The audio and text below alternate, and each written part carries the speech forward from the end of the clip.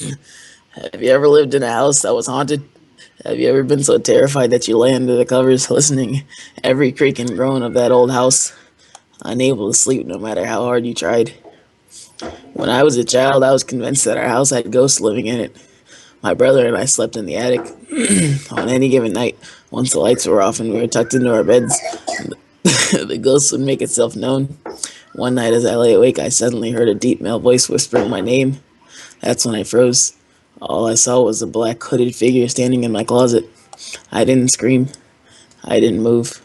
Then it just disappeared into thin air. The next morning, I told my mother what I had seen. Like all my mothers, she told me it must have been my imagination. For the next few nights, I would hear footsteps coming down the hallway.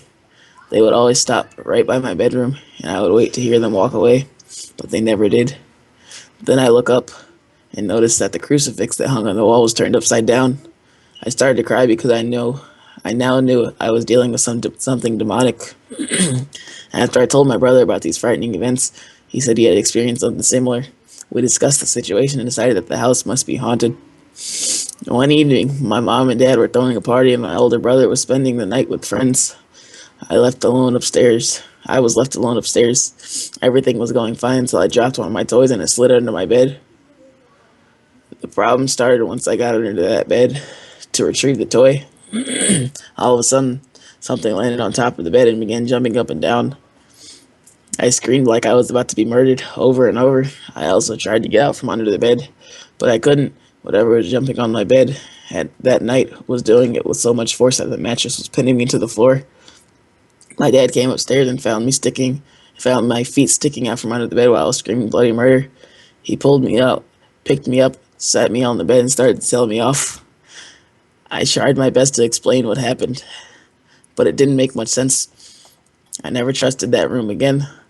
The whole time I lived in that house, I refused to be left alone. I would never go up to my room by myself. Instead, I would wait until my older brother had been up there for a few minutes before me, so the ghost would get him first. I lay awake at night with my head under the covers, analyzing every creak, grunt, and moan that echoed through the old house. Sometimes I would just pass out from exhaustion. As time went on, that fear soon spread to the entire house. It was a bright sunny day in the middle of the summer when my mom brought me with her as she paid a visit to the neighbor's house. I remembered playing out back when I suddenly needed to go to the toilet. I ran up to my mom and asked to use the bathroom.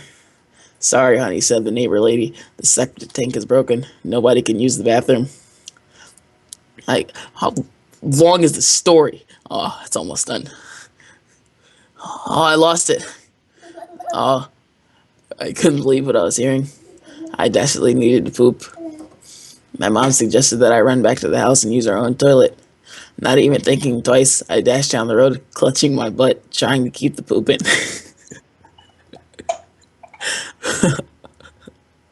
When I got to our house, I came to the porch, stopped dead in my tracks. I couldn't go into the house.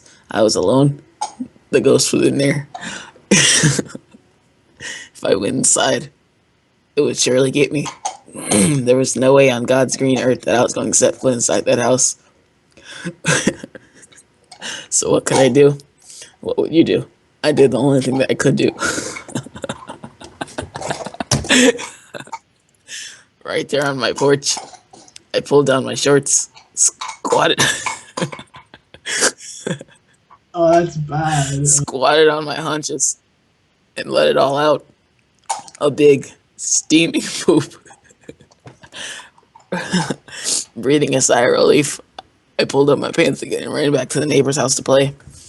A few hours later, when my mother brought me home, there was a little surprise waiting for her on the front porch.